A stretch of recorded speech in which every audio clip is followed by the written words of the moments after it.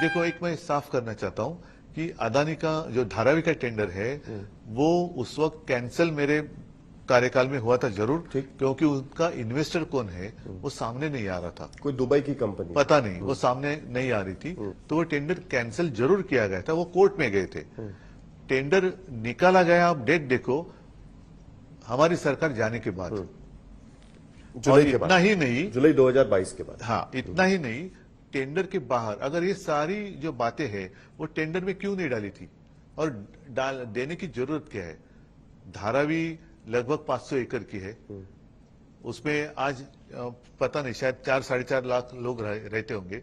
उनमें से ज्यादा, आधे से ज्यादा उनको अपात्र कर आप निकाल लेना चाहते हो। 1000 एकड़ जमीन मुंबई की अपने ली है, जिसमें डेवलपमेंट अथॉरिटी अलग से बनी है। सॉल्ट पैन लैंड जो आज तक कभी किसी को दी नहीं गई थी। दहीसर का जो टोल नाका है, मुलुंड का टोल नाका है, कुर्ला मदर डेयरी है, काफी सारी जमीन क्यों? तो ये नहीं चलेगा। लेकिन धारावी का रीडेवलपमेंट होगा, रीडेवलपमेंट होना ही चाहिए।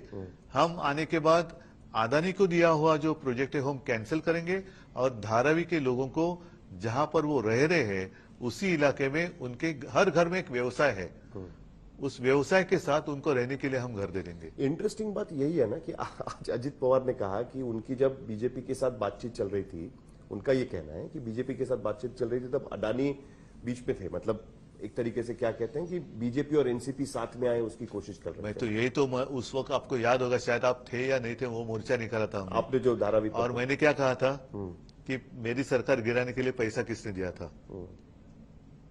अच्छा, मैंने किसी के ऊपर आरोप नहीं लगाए थे।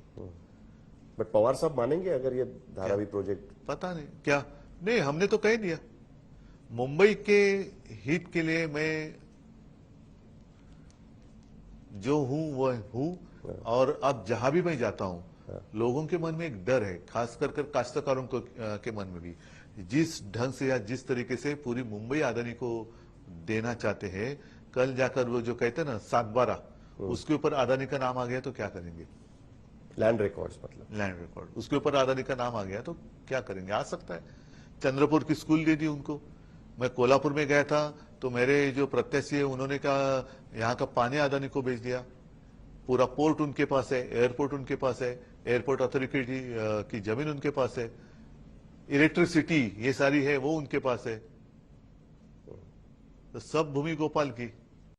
आखिरी 1 मिनट मेरे पास बाकी है, 30-30 सेवन में जवाब चाहूंगा। कांग्रेस प्रवक्ता, सबसे पहले आप मुझे बताइए, अजीत पवार कह रहे हैं कि बीच बचाव के लिए अडानी थे, बीजेपी और एनसीपी के बीच पे शरद पवार खुद समर्थन कर चुके हैं अडानी का। कैसे हटाएंगे अडानी का टेंडर अगर आप सत्ता में आते हैं तो? देखिए, किसने समर्थन किया किसने नहीं किया, कौन मीटिंग में था, मीटिंग हुई या नहीं हुई, हमें नहीं मालूम है। लेकिन जहां तक बात है, शेल कंपनियों का पैसा अगर अडानी हिंदुस्तान में लगाएगा तो उसके टेंडर कैंसिल होने चाहिए। इलीगल तरीके से अगर जमीन जायदाद अडानी को दी जाएगी तो उसके ऊपर एक्शन होना चाहिए। और हमने करके दिखाया है। छत्तीसगढ़ में हसदेव के जंगल जो ट्राइबल्स की भूमि थी, हमने जंगल नहीं कटने दिया, लेकिन जैसे ही बीजेपी की सरकार आई, ट्राइबल्स को वहां से उजाड़कर और वो भूमि अडानी को दे दी गई। आज हम पूछना चाहते हैं 20,000 करोड़ रुपया क्या किसका था वो? और जो एक हैं और सेफ हैं का जो नारा दिया था, उसका सीधा मतलब यह है कि आप तमाम लोग एक रहिए, अजीत डोभाल से लेकर मोदी जी से लेकर और अमित शाह से और माधवी बुच से, कि सब एक रहिए, नहीं तो आप लोग सब फंस जाएंगे। इसका मतलब यह है, आज पूरी तरह से देश समझ गया है कि किस तरह से इलीगल तरीके से तमाम संपत्तियां अडानी को दी गई हैं। जब भी सरकार आएगी, जांच भी होगी और उनके ऊपर एक्शन भी होगा।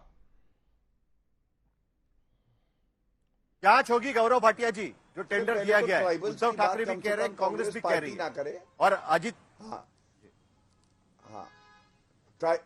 मैं बात कर लूं, समय कम है, मैं सदुपयोग करूंगा। ट्राइबल्स की बात कम से कम ये तो ना करे जो घुसपैठियों से प्यार करते हैं क्योंकि वो मुसलमान हैं। छत्तीसगढ़ में कह रहे हैं, छत्तीसगढ़ में तो जनता ने आपको लताड़ा और भाजपा की सरकार बन गई है। और जब जमीन हड़पी जा रही है झारखंड में, वहां के ट्राइबल की बात तो आप नहीं कर रहे क्योंकि मुसलमान घुसपैठिए हैं, वो वोट दिखाई दे रहा है। और शरद पवार जी ने हिंडनबर्ग रिपोर्ट में क्या कहा? उन्होंने कहा प्रताड़ित किया जा रहा है अदानी को। तो पहले कांग्रेस और शरद पवार आपसी तालमेल बना ले। और ये तस्वीर है, देखिए किस तरह से गले लगाया जा रहा है। राहुल गांधी अदानी का विरोध करते हैं, मैं उनका प्रवक्ता नहीं हूं, लेकिन यहां पे क्या तेलंगाना के मुख्यमंत्री उनको टेंडर देते हैं। और अंत करूंगा, अरे इनको खुद नहीं पता है ये 3 में है कि 13 में है।